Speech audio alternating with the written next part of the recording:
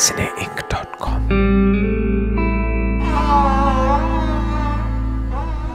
नमस्कार, आदाब। मेरा नाम परवेज़ आलम है और मेरे साथ मौजूद हैं नीरज कुमार साहब, जिनसे बहुत सारे टॉपिक्स पे बात होनी है आज।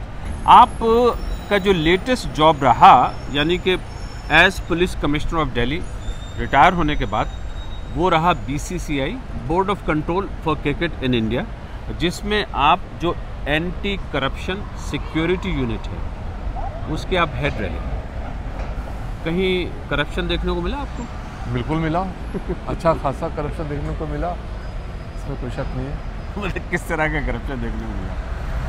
मैं उसको संक्षेप में इस तरह कहना चाहूँगा कि क्रिकेट के टीयर 1 लेवल पर, टीयर 1 लेवल का मतलब है टेस्ट लेवल या T20 IPL लेवल या इंटरनेशनल क्रिकेट का लेवल पर करप्शन बहुत ही कंट्रोल में है।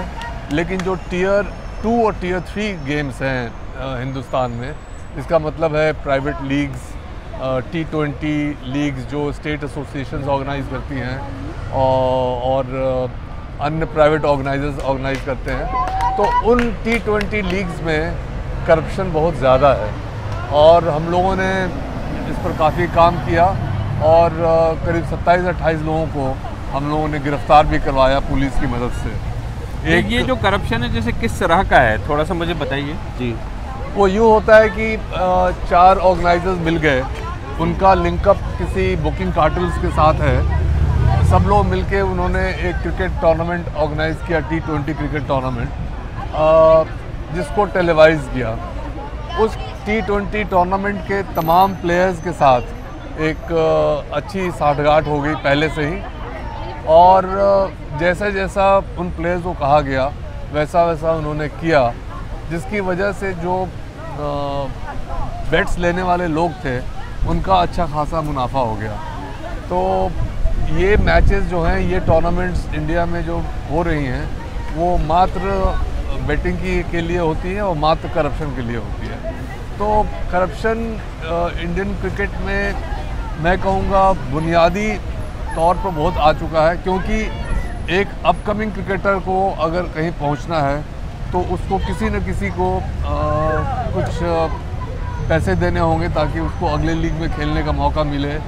और इसकी जो बुनियाद, जो आपकी बात मैं समझ रहा हूँ, मुझे धक्का लग रहा है सुन के, और मैं समझता हूँ जो लोग सुन रहे हैं वो भी एकदम से शॉक्ड होंगे कि उसके जो करियर का शुरुआती दौर है उसी में हो जाता है, यानी कि वहीं से उसको करप्शन की आदत डाल दी जाती है, चाहे वो दिलचस्पी रखता हो करप्शन में ना रखता हो। हमारे भाषा में उसको कहते हैं ग्रूमिंग स्टेज। मतलब मैं मान लीजिए एक बुकी हूँ या मैं एक करप्टर हूँ, मुझे किसी क्रिकेटर को कॉम्प्रोमाइज़ करना है या उससे अंडर परफॉर्म कराना है, तो मैं उसको बचपन से ही उसकी मदद करूँगा, उसके साथ मिलकर कुछ गलत करूँगा, और एक बार वो मेरे काबू में आ गया तो जैसे जैसे वो आगे बढ़ेगा अपने करियर में, तो मैं उसका फ़ायदा उठाता चला जाऊँगा। ऐसा पहले भी देखने को मिला है, जबकि सन 2000 में भारतीय क्रिकेट टीम के खिलाफ इंक्वायरी CBI ने की थी, और बहुत बड़े बड़े नाम, जिसमें कि उस समय के कप्तान भी थे। उसमें अजहरुद्दीन का नाम भी आया था, जडेजा भी थे, प्रभाकर भी थे, वगैरह वगैरह, एक लंबी लिस्ट थी। और उसके बाद में फिर एक इंक्वायरी कमीशन भी बैठा था, YV चंद्रचूड़, ये उसी सिलसिले में हुआ था। जी हाँ, वो कमीशन इंक्वायरी BCCI ने ही बिठाया था, लेकिन उस कमीशन के रिपोर्ट को लोग उससे संतुष्ट नहीं हुए। उन्होंने ये समझा कि जो उम्मीद की जा रही थी उस रिपोर्ट में उतनी गहराई तक बात नहीं हुई। तब CBI को कहा गया कि आप इंक्वायरी कीजिए, और हम लोगों ने जब इंक्वायरी की तो एक बहुत बड़ा एक स्कैंडल सामने आया। वो स्कैंडल क्या था? वो हांसी कॉलोनी वाला? नहीं, ये अच्छा, वो तो पहले आ चुका था। वो तो एक क्रिमिनल केस था जो दिल्ली पुलिस ने रजिस्टर किया था। ये एक महज इंक्वायरी थी जिसमें ये बात सामने आई थी कि बड़े बुकीज़ जो फिक्सिंग का भी काम करते हैं, वो कैसे क्रिकेटर्स को कम उम्र से कॉम्प्रोमाइज़ करते हैं, उनकी मदद करने के आड़ में उनसे दोस्ती करते हैं, और जैसे जैसे वो क्रिकेटर आगे बढ़ता जाता है फिर उससे फ़ायदा उठाते हैं। और फिर एक क्रिकेटर से जान पहचान हो गई तो 2 क्रिकेटर से और हो जाएगी, और ऐसे ऐसे करके इंटरनेशनल क्रिकेटर तक उनकी पहुंच थी। अच्छा, ये आपने जो इंक्वायरी की थी, मुझे याद है आपकी किताब में पढ़ रहा था, उसमें जिक्र है इस तरह का, M.K. गुप्ता नाम का एक फिक्सर होता था बुकी, उससे मदद मिली? वो उसी ने सब बातें बताई, और वो इस धंधे का पायनियर था। यूँ कहिए कि उसने शुरुआत की थी क्रिकेट में मैच फिक्सिंग, और he was a role model for the rest of the world, fixers, rest of the world, क्योंकि उसने उस समय, जबकि टेक्नोलॉजी इतनी आगे नहीं बढ़ी थी, उसने उस समय ये बात समझा था, ये बात समझ ली थी कि वेदर का एक बहुत बड़ा रोल होता है क्रिकेट मैच के आउटकम पर। तो बाकायदा वो अपने गुर्गे भेजा करता था वेस्ट इंडीज़, न्यूजीलैंड, ऑस्ट्रेलिया, और वहाँ से उनसे वेदर रिपोर्ट लेकर तब वो बेट्स लगाया करता था, और वो इन्फॉर्म्ड बेट्स होने की वजह से वो हमेशा फ़ायदे में रहता था। अच्छा, इसके अलावा मुझे याद है आपकी किताब में कहीं इस बात का भी जिक्र है, जो आपने इन्वेस्टिगेशन के बाद में निकाला कि दिल्ली में भी एक कोई बड़े खिलाड़ी थे और कुछ लोगों को उसने बाकायदगी से आईने में उतार रखा था, और वो M.K. गुप्ता साहब के इशारे भी चलते थे। मैं नाम नहीं लेना चाहता उन खिलाड़ियों का, इसलिए कि फिर वो मामला साबित ही नहीं हुआ। M.K. गुप्ता का कन्विक्शन हो गया था वैसे? नहीं, इसमें समझने की बात यह है कि कोई केस रजिस्टर नहीं हुआ था, ये एक महज इंक्वायरी थी। क्योंकि आपको सुनकर हैरत होगी कि हमारे देश में मैच फिक्सिंग या चीटिंग इन स्पोर्ट्स को लेकर कोई लॉ नहीं है, इसीलिए ज़्यादातर केसेस जो पुलिस ज़बरन दर्ज करती है, ये कहते हुए कि चीटिंग हुआ है, जो एक आम दर्शक मैदान में गया, उसकी चीटिंग हुई है, इत्यादि इत्यादि, ये स्टैंड नहीं करता कोर्ट्स में, क्योंकि एक स्पेसिफिक लॉ नहीं है। स्पेसिफिक लॉ पार्लियामेंट पर टेबल किया जा चुका है, लेकिन वो कब पारित होगा ये कहना बहुत मुश्किल है। ये तो मतलब कमाल की बात है कि इतना ज़बरदस्त करप्शन आसपास फैला हुआ है, दुनिया मानती है, और उसके बावजूद ऐसा कोई लॉ नहीं है जिसकी वजह से कन्विक्शन हो सके। तो आपने वो जो M.K. गुप्ता वाला मामला था, फिर क्या हुआ? कहीं ऐसा तो नहीं मुझ पे केस करते हैं कि साहब आप ये क्या कह रहे हैं? आप नहीं, कोई केसेस नहीं करेंगे। वो चूँकि वो बच गए, इसी के लिए वो बहुत शुक्रगुजार हैं, और वो छुप कर बैठे हैं तब से।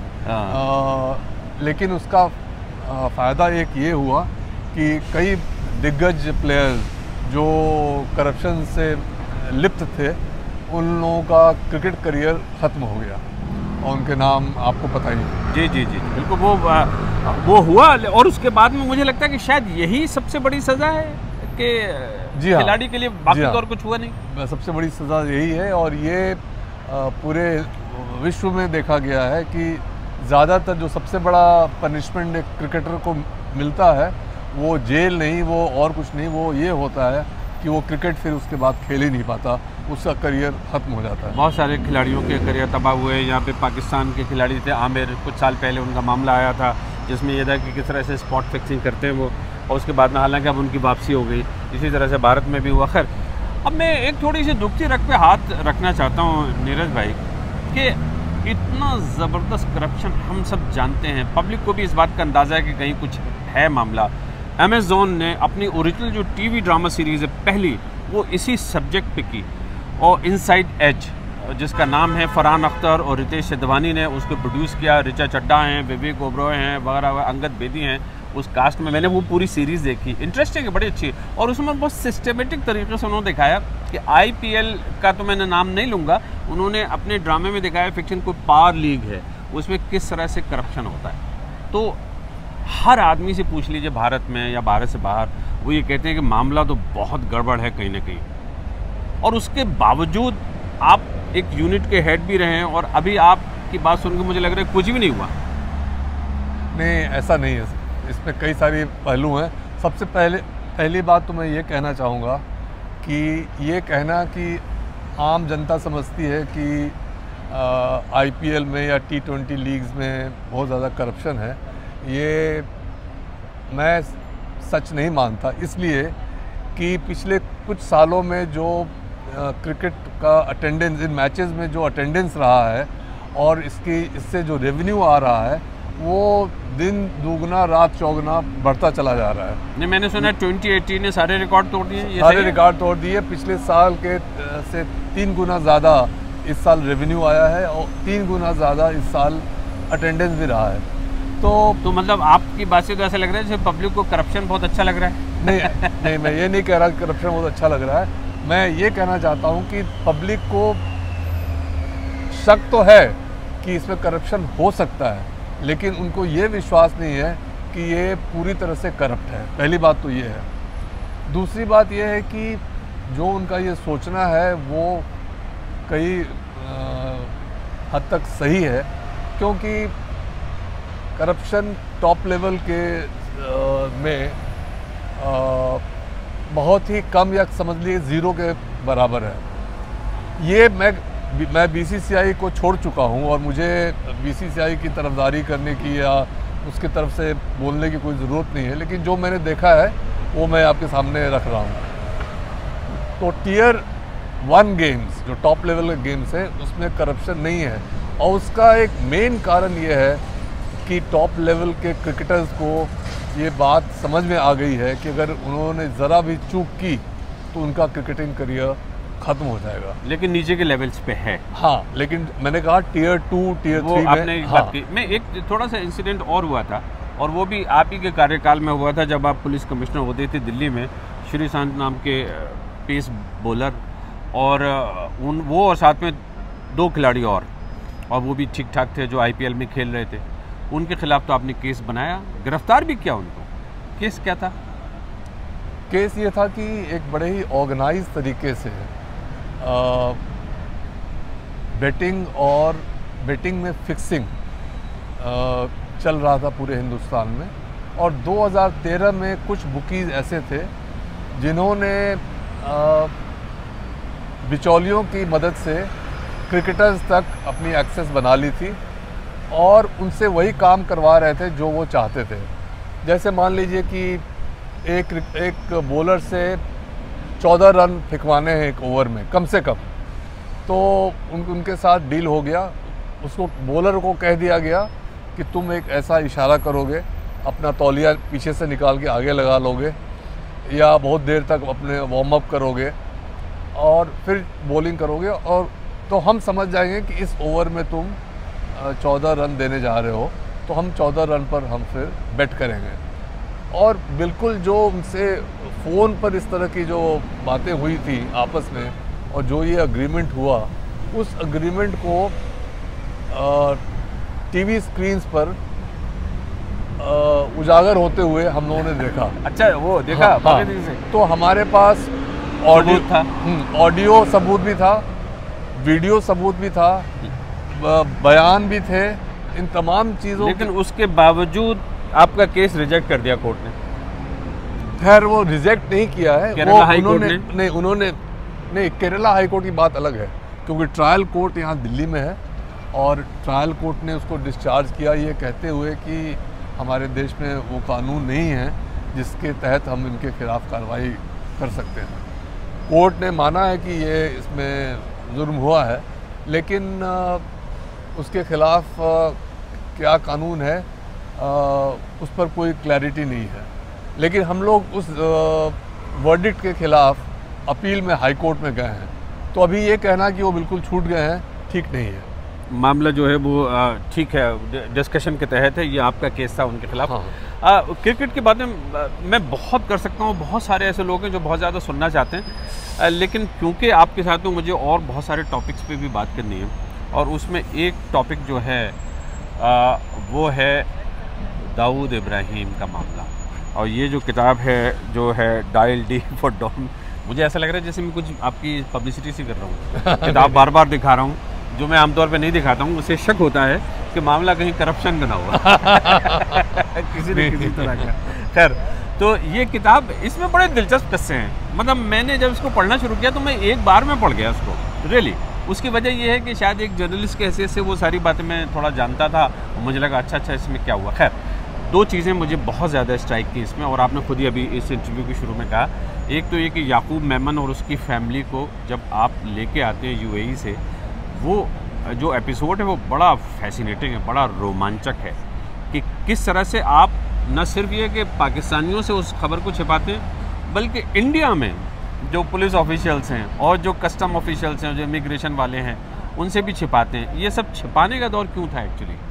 ऐसे ऑपरेशंस, अंतर्राष्ट्रीय ऑपरेशंस, जिसमें आप ये कहिए खुफिया एजेंसीज इन्वॉल्व हैं, जिसमें कई मुल्कों के एम्बसीज या डिप्लोमेटिक कोर इन्वॉल्व है, तो ऐसे ऑपरेशन को जितना लो की रखा जाए उतना अच्छा होता है। तो हम यही चाहते थे कि ऐसा ना हो कि वो इमिग्रेशन से ही या कस्टम से ही बात लीक हो जाए और उसके बाद एक हंगामा हो जाए। मैंने तो उसमें किताब में जब आपके पढ़ा कि असल प्रॉब्लम तो इंडिया आने पे हुई है कि यहाँ जो आपकी एजेंसीज थी उनको परेशानी थी कि भाई इतने बड़ा शिकार मार के लाए हैं आप और आप बता नहीं रहे, और वो आपको उनको लाने में, यानी कि आप तो कितनी मेहनत करने के बाद उनको लाते हैं, जो ख़तरनाक मुजरिम है तथा कथित या सो कॉल्ड, लेकिन ये उसके बाद आपको यहाँ परेशानी होती है एजेंसीज को कि भाई इनको आने दो।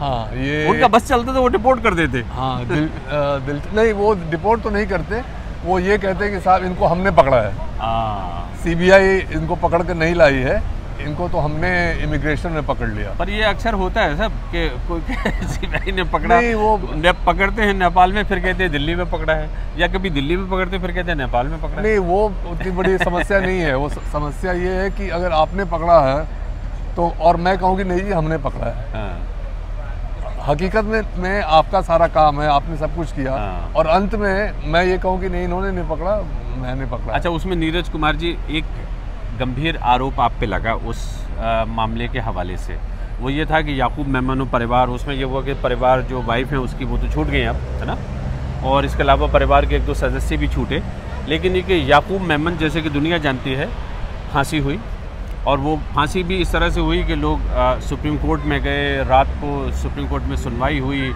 और उसके बाद में गवर्नमेंट ऑफ इंडिया की तरफ से भी थोड़ा सा, जिसे कहते हैं ना, एक मझोला खेल ये हुआ कि ढंग से लोगों को बताया भी नहीं, उसके परिवार के लोगों को भी लास्ट मिनट पे एक लिफाफा भेज दिया कि ऐसे होने वाली है, और खामोशी से कर दिया ताकि कहीं अपील वगैरह ना हो। और लौट फिर के बात ये हुई कि याकूब मेमन को यहाँ लाते वक्त लोग ये कहते हैं काफ़ी सोर्सेज से कि वादा किया गया था उसको कि तुम्हारे साथ में थोड़ी रियायत बरती जाएगी अगर तुम सारी चीज़ों को स्वीकार कर ले तो, एतराफ़ कर ले तो, और ये वादे तो आपने किए होंगे। नहीं, ये बात सरासर गलत है, क्योंकि ये बात लोगों को नहीं पता है कि जो याकूब मेमन का अरेस्ट था वो एक एक्सीडेंटल अरेस्ट था। वो उसने कुछ ऐसी गलती की थी जिसके बेसिस पर उसको पकड़ा गया था काठमांडू एयरपोर्ट पर। उसके पास कुछ उसके सूटकेस में कुछ चाबियां थी, उन चाबियों की शक्ल एक बंदूक किस्म की बनी, तो नेपाल पुलिस के लोगों को ये शक हो गया कि इसमें शायद गन ना हो, तो उन्होंने खोला तो बहुत सारे पासपोर्ट वगैरह वगैरह मिले, तो वो समझ गए कि ये उन पासपोर्ट्स के बेसिस पर कि ये तो याकूब मेमन है। और फिर उसी ने बताया कि ऐसे ऐसे हमारी फैमिली कराची में है और अब दुबई आना चाहेगी, और दुबई से फिर अगर उनको परसुएट किया जाए तो वो, तो पहली बात तो मुझ पर कभी कोई आरोप नहीं लगा, और दूसरी बात लोग ये कहते हैं कि वादा किया गया था सीबीआई की तरफ से। उनकी तरफ से ये गलत है, क्योंकि तो सीबीआई में तो आप ही थे उस वक्त। ये गलत है क्योंकि वही तो मैं कह रहा हूँ कि उसको अगर लाने के पहले ये एक समझौता होता कि तुम आ जाओ और हम तुम्हें ये रियायत करेंगे, वो रियायत करेंगे, तो बात अलग थी। यहाँ तो वो पकड़ा ही जाता है एक एक्सीडेंट के तौर पर, जो जिसका डिटेल्स मैंने बताया, और इसलिए ये कहना सरासर तो आप ये कह रहे हैं कि किसी तरह के कोई वादा वगैरह नहीं किया गया था? नहीं, बिल्कुल नहीं किया गया था। परिवार के साथ भी नहीं किया गया था? बिल्कुल नहीं। वो सब अपनी मर्जी से आए थे? बिल्कुल बिल्कुल। तो वो अपनी मर्जी से क्यों आ गया अचानक मरने के लिए? वो इसलिए कि वहाँ वो पाकिस्तान में वो खुश नहीं थे, पाकिस्तान में उनकी आइडेंटिटी बदल दी गई थी, उनको समझ लीजिए एक सेमी कैप्टिविटी में रखा जा रहा था, उन पर हमेशा नज़र होती थी, और जो सबसे ज़्यादा उनको तकलीफ़ थी इस बात की थी कि वो एक दूसरे को अपने रियल नाम से नहीं पुकार पाते थे और एक नाटकीय ज़िंदगी जी रहे थे। उन्होंने कहा कि बेहतर ये हुआ कि हम अपने मुल्क में जाके मरें, बजाय कि पाकिस्तान में। मतलब वतन परस्ती तो उनमें भी थी। बिल्कुल, बिल्कुल। बड़ी दिलचस्प बात है। बिल्कुल। कमाल की बात निकल के आती है कि देखिए, हाँ, हमारे तो अपने वो जो दुष्यंत कुमार वाला है। खैर, यहाँ पे दाऊद इब्राहिम की बात कर लेते हैं। दाऊद इब्राहिम एक ऐसा फैसिनेटिंग कैरेक्टर है जो हिंदुस्तान में, जिसे कहते हैं, जो भी आज़ाद हिंदुस्तान है, शायद मोस्ट वांटेड क्रिमिनल कह सकते हैं इंडिया के पॉइंट ऑफ व्यू से। बिल्कुल, नॉट सिर्फ इंडिया के पॉइंट ऑफ व्यू से नहीं, पूरे विश्व के पॉइंट ऑफ व्यू से। रियली? आपको पता ही है कि यूएन ने, यूनाइटेड नेशंस ने उसको one of the most wanted criminals declare किया हुआ है और $10 मिलियन का उस पर रिवॉर्ड है। हाँ, वो तो है। तो अच्छा, और उसकी आपके साथ में, आपकी उसके साथ में बातचीत हुई और आपने इसी तरह से, जैसे कि याकूब मेमन वगैरह बाद में आते हैं, ये कोशिश उसके साथ में भी की थी कि वो भी आ सके भारत? जी हाँ, वो कोशिश हुई थी क्योंकि उसका एक बहुत करीबी दोस्त था जिसको हम लोगों ने पकड़ा था, मनीष लाला, और उसने ये बताया था कि उनके सरगना यानी दाऊद भाई इंटरेस्टेड होंगे वापस आने में। और मनीष लाला के बारे में आप ये कहते हैं अपनी किताब में कि वो उनके लॉ मिनिस्टर थे। बिल्कुल।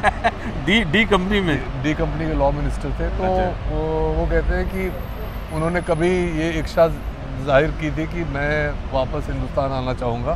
तो मनीष लाला ने मुझे कहा कि अगर आप उनसे बात करेंगे तो शायद वो मान जाए वापस आने के लिए। तो इस सिलसिले में मनीष लाला ने ही मेरी बात दाऊद से करवाई और ये मेरी बातचीत उनसे 3 दफ़ा हुई, लंबी बात हुई। और वो आपने रिकॉर्ड की? हाँ जी हाँ, वो रिकॉर्ड। और मैंने ये भी सुना है कि वो आप ही ने नहीं, वो दाऊद इब्राहिम ने रिकॉर्ड की। हाँ, जब मैं रिकॉर्ड कर रहा था तो मैंने उसको बता दिया। इनफैक्ट मनीष लाला ने बता दिया कि यहाँ पर सब रिकॉर्ड हो रहा है। तो उसने कहा कि घबराओ मत, मैं भी रिकॉर्ड कर रहा हूँ। ये मुझे सबसे दिलचस्प लाइन लगती है कि दाऊद इब्राहिम कह रहे हैं कि साहब मैं भी रिकॉर्ड कर रहा हूँ अपने रिकॉर्ड के लिए। जी हाँ। कितना ऑर्गेनाइज मामला है। तो ये 3 बार आपकी बात हुई। एक बार आपकी बात मतलब हुई बहुत छोटी सी, जिसके बारे में सुनने को मिलता है, और वो ये कि जब आप रिटायर हो रहे थे as police commissioner of Delhi, Neeraj Kumar, उनके पास अचानक एक फ़ोन आता है। आपको नहीं पता ये फ़ोन कहाँ से आया, आप उठाते हैं, क्या आवाज़ आती है? आवाज़ जहाँ तक मैं समझता हूँ वो दाऊद इब्राहिम की थी। उसने ये कहा कि क्योंकि उसी समय ये 2013 स्पॉट फिक्सिंग केस हुआ था और उस स्पॉट फिक्सिंग केस को भी हम लोगों ने ट्रेस किया था, उसके बैकवर्ड लिंकेजेस को। ये जिसमें नाम आया था इनका श्रीशांत वगैरह का? जी हाँ, उसके बैकवर्ड लिंकेजेस जो थे वो दाऊद इब्राहिम तक थे। उसकी कुछ बातचीत भी रिकॉर्ड की गई थी। तो जब उसका नाम उजागर किया गया तब उसने ये फ़ोन किया कि भाई अब तो आप रिटायर होने जा रहे हो और अभी तक मेरे पीछे पड़े हुए हो, कब मेरा पीछा छोड़ोगे? अब तो छोड़ दो। अब तो मेरा पीछा छोड़ दो। ये दाऊद इब्राहिम ने आपसे कहा? जी हाँ। आपके रिटायरमेंट पे आपको एक और तोहफा दिया एक तरह से।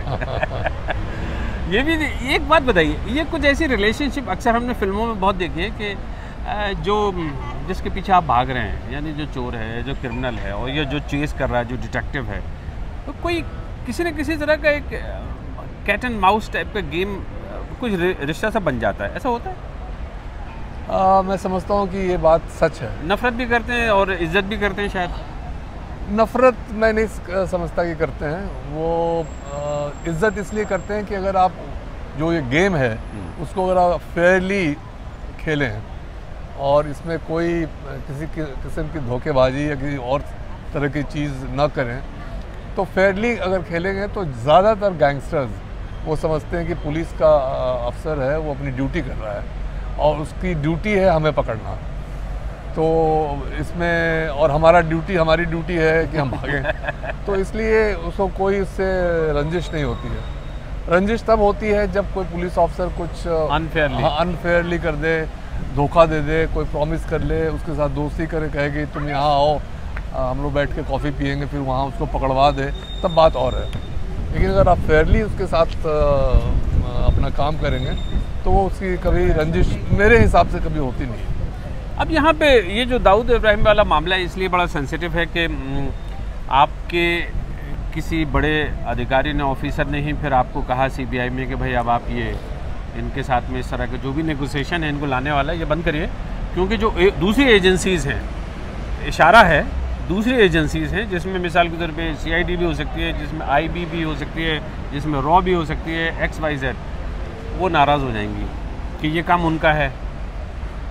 हाँ, ये बात सही है कि मुझे रोका गया था और मैं समझता हूँ कि रोकने की वजह ये रही होगी कि मेरे सीनियर्स को ये कहा गया होगा कि ये आपका काम नहीं है, आपका काम है केसेस इन्वेस्टिगेट करना, इस तरह के ऑपरेशंस करना किसी और एजेंसी का काम है, आप अपना काम कीजिए, हम अपना काम करेंगे। अच्छा, दाऊद इब्राहिम के बारे में आप जैसे आपने 2013 का भी ये मामला बता रहे हैं जिसमें ये चीज़ें चल रही थी और उसके बाद में उससे पहले हर बार नाम आ जाता है, ये बात सच है या वैसे ही बहाना बनाने के लिए कह देते ना? एक ज़माने में चलती थी कि इसमें किसका हाथ है, विदेशी हाथ है, और पाकिस्तान में अगर किसी से बात की वो कहते हैं रॉ का हाथ है, इंडिया में बात करिए वो कहते हैं हर चीज़ में ISI का हाथ है। और अब ये भी एक चला आ रहा है ट्रेंड पिछले 20 साल से लगभग कि सब इसमें दाऊद इब्राहिम का हाथ है, यानी क्रिकेट में हर काम जो इंडिया में होता है उसमें दाऊद इब्राहिम होता है क्या वाकई? हर काम तो नहीं कहा जा सकता। नहीं, मतलब जैसे करप्शन आपने लोकल लेवल पे दिल्ली में आपने लोगों को पकड़ा, पता चला दाऊद इब्राहिम। देखिए, डी कंपनी का एक फेवरेट पास टाइम या ये समझ लीजिए एक कोर एक्टिविटी है क्रिकेट में बेटिंग। उसको बहुत शौक है क्रिकेट में बेटिंग करने का, और अगर उस बेटिंग के दौरान कुछ इवेंट्स जो मैदान पर होने जा रहे हैं उसको अगर प्री डिटर्मिन किया जा सके या उसको फिक्स किया जा सके तो जाहिर है कि उसको बहुत बड़ा फ़ायदा होगा। He will make a killing. तो उसके जो बिचौलिए हैं वो कोशिश करते हैं कि कुछ फिक्स कर दिया जाए और ताकि हमारी कंपनी को या हमारे कार्टेल को बड़ा फ़ायदा हो जाए। लेकिन ये बहुत बड़े लेवल पर जब गेम होता है तब की बात है।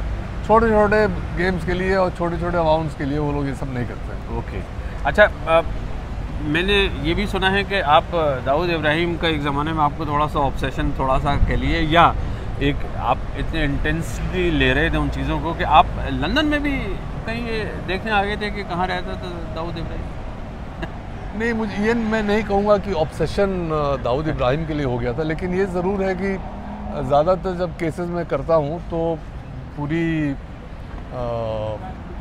हमारी पूरी कोशिश रहती है कि वो मिशंस कामयाब रहे, तो उस हद तक मैं ऑब्सेस ज़रूर होता हूँ। लेकिन दाऊद इब्राहिम के लिए ही ऑब्सेशन हुआ था, नहीं, ये बात ठीक नहीं है। हाँ, मैं लंदन आया था। लंदन में घर आपने देखा था? हाँ, लंदन में जो उसकी प्रॉपर्टीज थी उसका हमने। It was a part of your official investigation? Yes, yes. आपने कोई प्रॉपर्टी निकाली थी? जी हाँ, जी हाँ। इलाका क्या था? अब ये बताना ठीक नहीं है, लेकिन मैं आपको एक हिंट दे सकता हूँ कि हैम्स्टेड का इलाका। हाँ, बड़ा महंगा इलाका है जहाँ स्विस कॉटेज भी है, जहाँ पे लॉर्ड्स का मैदान भी है पास ही पास, वगैरह वगैरह, सेंट जॉर्ज वुड है, एक्सेट्रा। खैर वो कहीं पे भी हो सकता है। कुछ आपके पास कभी इस तरह की कहीं आप, इसलिए भाई आपके दोस्त हैं जो कहीं रॉ में भी हैं, रिसर्च एंड एनालिसिस विंग में भी हैं, यहाँ पे भी हैं, सबके साथ में आपने काम किया, कभी कुछ इशारा मिलता है कि वो दाऊद इब्राहिम कहाँ होंगे? वो निश्चित तौर पर यूएई में या निश्चित तौर पर पाकिस्तान में ही है, क्योंकि जितना वो सेफ वहाँ रह सकते हैं वो कहीं और नहीं रह सकते, क्योंकि वहाँ की गवर्नमेंटल एजेंसीज़ के प्रोटेक्शन में है। तो जिन्होंने उनकी पूरी आइडेंटिटी बदल दी है। अच्छा, आइडेंटिटी बदल दी है? जैसे क्या बदल दी? नाम बदल दिया, पेरेंटेज बदल दिया, डॉक्यूमेंटेशन, ड्राइविंग लाइसेंस बदल दिया, शक्ल वगैरह तो नहीं बदली? नहीं, कुछ लुक्स भी बदले हैं, लेकिन ऐसा नहीं कि कोई प्लास्टिक सर्जरी करवाया गया हो या कुछ और करवाया हो गया। तो वहीं पर वो सबसे ज़्यादा अपने को सेफ समझते हैं, तो इसलिए वो वहीं रहेंगे। जैसे आपके ज़माने में कोशिश हुई थी कि उसको लाएं यहाँ पे, उसका ट्रायल हो, कन्विक्शन हो, अब वो कोशिश है कहीं या बिल्कुल ही छोड़ दिया मामला के? नहीं, मुझे जहाँ तक लगता है कोशिश अभी भी जारी है, और सरकार की हमेशा ये कोशिश रहेगी कि उसको पकड़ा जाए और उसको यहाँ लाके उसका ट्रायल किया जाए। तो ये इस कोशिश में कभी कोई ढील नहीं दी जाएगी। आपका जो ये लास्ट वाक्य था, जुमला सुन के बिल्कुल ऐसा लगा जैसे अभी भी आप पुलिस कमिश्नर हैं। बड़ा अच्छा सरकारी जमाया? नहीं, ये मुझे चूँकि कुछ अंदरूनी खबर है तो उसके आधार पर मैं ये कह रहा हूँ। हाँ, अब ये बात आई, देखिए इसके बाद में जो ये जुमला आया इससे वजन हो गया कि हाँ कुछ ऐसी बात है। अब वो दाऊद इब्राहिम का फिर से फ़ोन ना आए कि आप रिटायर हो गए, मुझे छोड़ो, मेरा जिक्र छोड़ो। एक बहुत ही जो सीरियस टॉपिक है वो लास्ट के लिए मैंने रखा हुआ है, और वो है 2012 16 दिसंबर, दिल्ली में सर्दी का मौसम है। मैं वहीं था दिल्ली में उस वक्त जब ये वाक़या होता है। आप पुलिस कमिश्नर थे और वो रेप एक लड़की का 23 साल की जो फिज़ियोथेरेपी का कोर्स कर रही थी, उसको एक बस में, जो पब्लिक ट्रांसपोर्ट की बस है, उसमें उसको जब रेप होता है, जो बलात्कार होता है, वो इतना तकलीफ़देह था कि पूरी दुनिया हिल के रह गई थी। दिल्ली में सड़कों पे हज़ारों के तादाद में लोग उतर आए थे, जल से जुलूस हो रहे। तो आप पुलिस कमिश्नर थे, खबर आपको कब मिली थी? तब उसी रात को मिल गई थी जब ये वाक़या हुआ था। आपको अंदाज़ा था कि ये कोई बहुत गंभीर वाक़या हो गया है? मुझे बताया गया कि बहुत गंभीर वाक़या है, इसलिए मैं मौके पर भी गया, मैंने सब सुपरवाइज़ भी किया। 16 दिसंबर? जी हाँ। और उसके बाद हर स्टेप पर मैंने केस को बहुत क्लोजली सुपरवाइज़ किया, लेकिन मैं अपने उस कंट्रीब्यूशन को सबसे ज़्यादा अहमियत देता हूँ जो मैंने बतौर पुलिस कमिश्नर किया, कि अपने लोगों को जो इस केस पर काम कर रहे थे उनको बाकी दुनिया से इंसुलेट करके रखा। जितना भी अटैक हुआ पुलिस पर, मीडिया की तरफ से, पॉलिटिकल लोगों की तरफ से, पब्लिक ओपिनियन की तरफ से, उस सब को मैंने अपने ऊपर झेला। मैंने उसको आगे फ़िल्टर होके जाने नहीं दिया। तो इससे ये हुआ कि हमारी टीम जो काम कर रही थी, उन्होंने आराम से काम किया और 72 घंटे के अंदर सारे अक्यूज़ पकड़कर कानून के सामने खड़े। और फिर बाद में जैसे कि आपने कहा, उनका सबका कन्विक्शन भी हुआ। हो गया। एक लेवल पे कह सकते हैं कि बड़ा एक कामयाब इन्वेस्टिगेशन थी, और बल्कि वो ट्रेंड सेटर हुई वो शायद वो इन्वेस्टिगेशन के बाद जगहों पे, या अब भी जब कुछ होते हैं तो उसी प्रोटोकॉल को लोग फॉलो करते हैं। जी हाँ। ये तो मतलब एक अच्छी बात है जो आपके लिए जाती है। पर नीरज कुमार जी, उस ज़माने में भी और उसके बाद बार बार रेप के इतने इंसिडेंट्स रिपोर्ट होते हैं। एक रॉयटर्स कहती है कि तकरीबन 19,000 के आसपास बच्चों के ख़िलाफ़ जो हिंसा की वारदात हुई हैं, जिसमें कि सेक्सुअल एलिमेंट है, इतने रिपोर्टेड हैं। इधर जो क्राइम ब्यूरो जो आपको खुद कहता है कि अब से यानी 5 साल पहले के जो रिकॉर्ड हैं, तकरीबन 25,000 साल में रेप चौथा सबसे बड़ा क्राइम है जो औरतों के ख़िलाफ़ भारत में होता है। वर्ल्ड कैपिटल कहीं लोगों ने कहना शुरू कर दिया भारत को। एक अभी रिपोर्ट आई, उसमें है कि औरतों के लिए अगर कोई सबसे ज़्यादा अनसेफ, गैर महफूज जगह है वो भारत है। मतलब इस तरह की चीज़ें, ये क्या हो रहा है? मेरे हिसाब से ये बात बहुत बढ़ा चढ़ा के बताई जा रही है। ये इसको अगर आप गौर से और गहराई से देखेंगे तो जो सच्चाई है वो इससे परे है। सच्चाई क्या है? सच्चाई ये है कि रेप्स पूरे विश्व में हो रहे हैं, और अगर आप उसकी सिर्फ संख्या देखें, हो सकता है कि भारत में संख्या इंसिडेंट्स की ज़्यादा हो, लेकिन अगर उसको आप पॉपुलेशन से को रिलेट करें, पर 1000 या पर लाख या जो भी, तो आप पाएंगे कि वो बाकी मुल्कों से कम है। दूसरी बात ये है जो लोग नहीं समझते हैं, वो ये है कि रेप्स जो हैं पब्लिक स्पेसेस में ये ज़्यादातर नहीं होते हैं। 97% cases take place in private spaces by people who know the victim, जो परिवार के सदस्य भी हो सकते हैं और जानकार भी हो सकते हैं। जानकार भी हो सकते हैं। उसके बारे में कोई चर्चा नहीं करता। कोई ये नहीं कहता कि उनको ये चीज़ कैसे रोका जाए, कैसे उनको बचाया जाए इत्यादि ऐसा। और मैंने बताया 97% है। तो 3% केसेस जो पब्लिक स्पेस में होते हैं, मैं ये नहीं कहता कि उस पर अहमियत नहीं देनी चाहिए, बहुत अहमियत देनी चाहिए। ये जो घटना थी 16 दिसंबर की, बहुत ही खौफनाक और बहुत ही दर्दनाक घटना थी।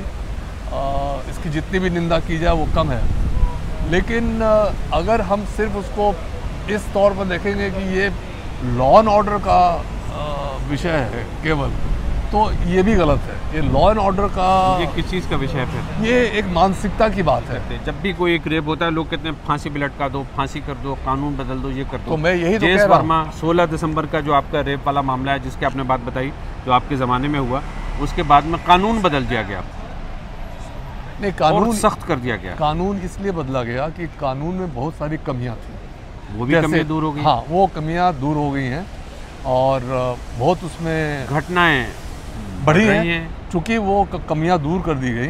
जैसे फॉर इंस्टेंस स्टॉकिंग, एक आदमी एक लड़की को स्टॉक कर रहा है, उसका पीछा कर रहा है और उसको छोड़ नहीं रहा है, उसकी कोई लॉ नहीं था। जस्ट लाइक कि फिक्सिंग का कोई लॉ नहीं है, तो वैसा कोई लॉ नहीं था। अब उसका एक लॉ है तो उसको पकड़ा जा सकता है। या हैरेसमेंट जो टेलीफोन पर या नेट पर या अन्य तरीके से, वो ठीक है, लेकिन मैं ये कह रहा हूँ कि घटनाएं बढ़ रही हैं, मतलब लॉस दिन ब दिन सख्त से सख्त हो रहे हैं और दूसरी तरफ घटनाएं बढ़ रही हैं और जो भी करने वाले लोग हैं उनको इस बात का डर भी नहीं है। पॉलिटिशियन जो है, माफ़ कीजिएगा सब, हर बार मैं ये सुनता हूँ जब भी कुछ होता है ना, उसको लटका दो। और बड़े बड़े पॉलिटिशियन का नाम गिना सकता हूँ मैं, आडवाणी जी से लेके सुषमा स्वराज जी से लेके कांग्रेस पार्टी के बहुत सारे ऐसे लोग मिल जाएंगे जो ये होता है कि मतलब खाल खींच लिए, उल्टा लटका दिए, मौत की सज़ा दे दी, फांसी दे दी, ये सब कह के एक बार नारेबाजी होती है और फिर मामला थम जाता है। क्या ये हल है लटकाने का? वो मैंने अभी बात कही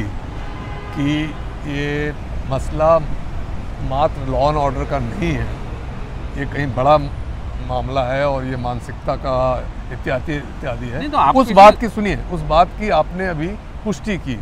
पुष्टि कैसे की कि आपने कहा कि कानून भी सख्त कर दिए गए, मौत का नहीं है, हाँ, और सेंटेंस भी कर दिया गया, लेकिन उस पर फ़र्क नहीं पड़ा। तो इसका मतलब है कि कानून से या स्ट्रिक्टर लॉज से या स्ट्रिक्टर इन्फोर्समेंट से आप रेप को नहीं रोक सकते। मैं इसीलिए इंटेलेक्चुअल लेवल पे नीरज कुमार से ये जानना चाहता हूँ कि जिन्होंने इसको देखा है कि आखिर फिर क्या वजह है कि देश का जो नेता है या पॉलिटिशियन है या जो भी है, वो हमें एक दूसरे इश्यूज़ की तरफ उलझा देता है।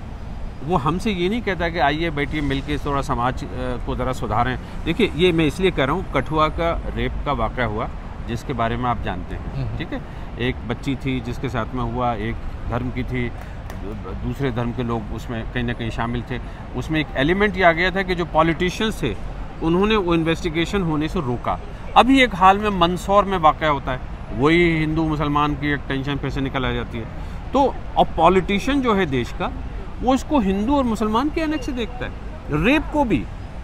मैं यही आपसे कहना चाहता हूँ, यही आपसे गुजारिश कर रहा हूँ कि पॉलिटिशियन या अन्य लोग जो हैं, उनका सिर्फ हिंदुस्तान में ही नहीं, पूरे विश्व में जो कोर मुद्दा होता है, जो एक्चुअल इशू होता है, उसको हमेशा ऑब्फस्केट करते हैं, उससे हमेशा अलग हटकर लोगों को डाइवर्ट करते हैं। जो रियल कोर इश्यूज़ है उस पर कभी कोई जाना ही नहीं चाहता।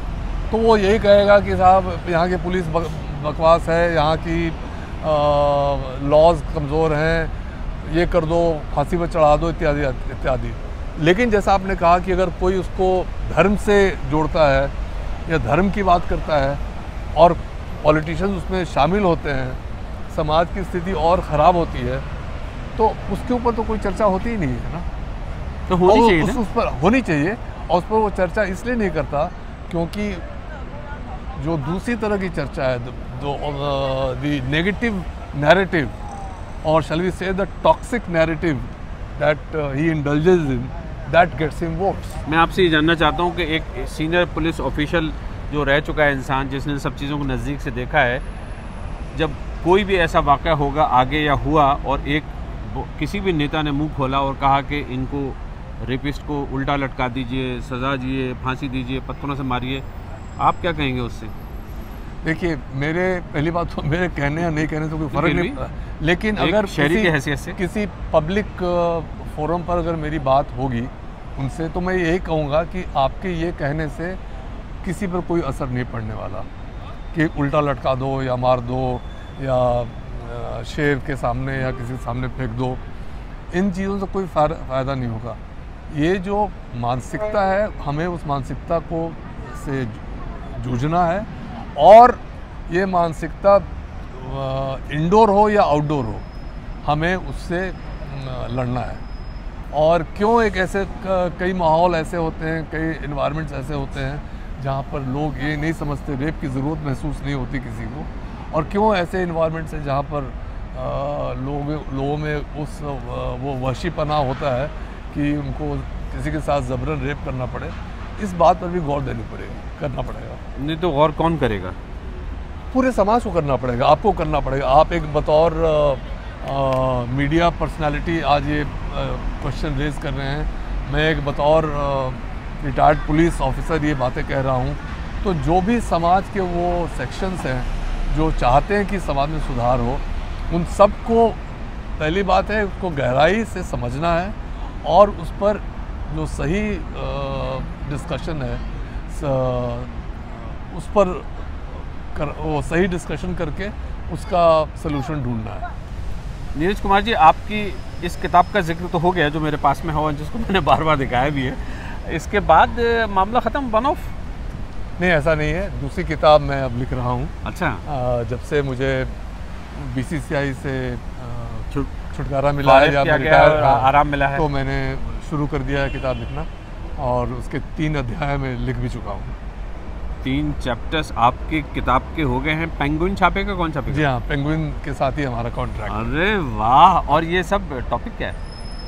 टॉपिक फिर इसी तरह के एपिसोडल किताब है, अलग अलग एक्सपीरियंसेस। पुलिस कमिश्नर वाली, वो सॉरी पुलिस करियर वाली? पुलिस करियर वाली ही, लेकिन जैसे मैं डायरेक्टर जनरल प्रिजन्स भी रहा हूँ, वहाँ के कुछ एक्सपीरियंसेस हैं, कुछ और एक्सपीरियंसेस हैं अलग अलग। जैसे ये किताब ज़्यादातर CBI के केसेस के बारे में थी, वो वैसा नहीं है, वो अलग अलग डिपार्टमेंट। मुझे याद है जब आप डायरेक्टर जनरल थे प्रिजन्स के दिल्ली में, तो कोई एक फंक्शन था और मैं उसमें आया था और मैंने देखा था वो किस तरह से चीज़ें चलती हैं। और उसी दौरान मुझे ये भी पता चला था अफजल गुरु, जिसको बाद में फांसी दी गई, वो भी आप ही के ज़माने में वहाँ कैद थे? मेरे ज़माने में कैद थे, लेकिन उनकी फांसी मेरे वहाँ से हटने के बाद दी गई। हाँ, लेकिन एक ज़माना आप मुझे अचानक, क्योंकि प्रेजेंस वाली बात कहती, मैं तो भूल गया था, ख़त्म करने वाला था इंटरव्यू, लेकिन अब मुझे बहुत सारी बातें याद आ रही हैं। मुझे ये भी याद आ रहा है कि उसी ज़माने में जब आप DG थे प्रेजेंस के, तो अन्ना हज़ारे का मूवमेंट चल रहा था और अरविंद केजरीवाल अपनी किस्मत आजमा रहे थे सियासत में, और इनको पकड़ के तिहाड़ जेल ले जाया गया था और आप वहाँ पे इनके करता धरता थे डायरेक्टर जनरल। वो मंजर याद है? बिल्कुल याद है, क्योंकि उनको जिस दिन पकड़ा गया था उसी दिन शाम को छोड़ दिया गया, लेकिन वो जेल से जाने के लिए तैयार नहीं थे। वो हमारे ऑफिस में कॉन्फ्रेंस हॉल में उन्होंने धरना दिया और काफ़ी दिन तक वो बैठे रहे। तो उनके साथ उस समय जो उनसे डील करने का जो मेरा एक्सपीरियंस है, वो भी एक काफ़ी अजूबा एक्सपीरियंस। उसमें कुछ उम्मीद कर सकते हैं लिखा जाएगा? मैं कोशिश करूँगा, क्योंकि उसमें लोग काफ़ी कंट्रोवर्शियल रहेगा, लेकिन एक चैप्टर उस एक्सपीरियंस के बारे में भी। अरे वाह, ये आप पार्टी वालों के लिए एक बड़ा सा सिलसिला हो गया। चलते चलते थोड़ी सी एक बात मैं ये भी कहूँगा कि उस दौरान आपके ऊपर पॉलिटिकल प्रेशर बड़े तरह तरह के थे। मुझे याद है शीला दीक्षित चीफ मिनिस्टर होती थी दिल्ली की, और एक कहीं ऐसा मौका था जब वो आपके उनके संबंध ठीक थे, फिर अचानक ऐसा हुआ कि उन्होंने आप ही का इस्तीफ़ा मांगना शुरू कर दिया था। वो पॉलिटिकल रीजंस की वजह से, तो मैं उसको बहुत ज़्यादा तफसील में उस पर बात करना नहीं चाहूँगा। मैं तो चैप्टर्स निकाल रहा हूँ अगली किताब के लिए। नहीं, ये आपने बहुत अच्छा किया कि आपने मुझे कुछ आइडियाज़ दिए कुछ और चैप्टर लिखने के लिए। उसमें एक चैप्टर निर्भया पर भी होगा उसमें होगा जी हाँ, क्योंकि वो जो पूरा एक्सपीरियंस रहा। राम जेठमलानी आप से बड़ी मोहब्बत करते हैं, और जब भी वो कहीं आपका नाम आता है तो फिर बड़े परेशान भी हो जाते हैं, और काफ़ी मैं भी उनसे बहुत मोहब्बत करता हूँ। काफ़ी उन्होंने बड़ी सख्त बातें कही आपके बारे में। वो एक किसी के वकील हैं जिसको मैंने, जब मैं CBI में था, जब मैंने पकड़ा था, तो उसके वो वकील रहे हैं, तो उन्होंने ये मुकदमा जो है एक पर्सनल बना लिया तो कोई बात नहीं। पुलिस के करियर में ये सब तजुर्बे होते रहते हैं। ये बात सही है कि जिस वक्त आप दाऊद इब्राहिम के साथ बातचीत कर रहे थे और किसी तरह से कन्विंस कर रहे थे कि वो भारत आ जाए, उसी दौरान ही उसके आसपास दाऊद इब्राहिम की नेगोशिएशन कुछ और लोगों से भी हो रही थी क्या भारत में? सुनने में आया है कि ऐसी। नहीं, सुनने में तो ये भी आया कि राम जेठमलानी ने तो खुद कहा है कि जी हाँ, उनकी बात हुई थी। उसमें कोई आश्चर्य इसलिए नहीं है क्योंकि राम जेठमलानी ऐसे तमाम लोगों के वकील समय समय पर रह चुके हैं। तो वकील को तो खैर इस बात की पूरी इजाज़त है कि वो सबसे मिल सकता है। मुझे लगता है इससे ज़्यादा आपसे ज़्यादा ना कुरेदा जाए। सिर्फ आपको, मुझे लगा कि 2-3 चैप्टर्स हैं जिनका जिक्र मैं कर दूं, शायद उन पे भी आप लिखें। जी हाँ, जी हाँ, जी। नीरज कुमार, बहुत बहुत शुक्रिया आपका, मज़ा आया आपके साथ बात करके। और यहाँ मुझे अच्छा ये लगा कि जिस जगह हम मौजूद हैं ये पार्लियामेंट का स्क्वायर है और गांधी जी हमारे पीछे हैं और उनका साया हमारे ऊपर है। मुझे भी बहुत मज़ा आया और बहुत बहुत शुक्रिया। Thank you. cineinc.com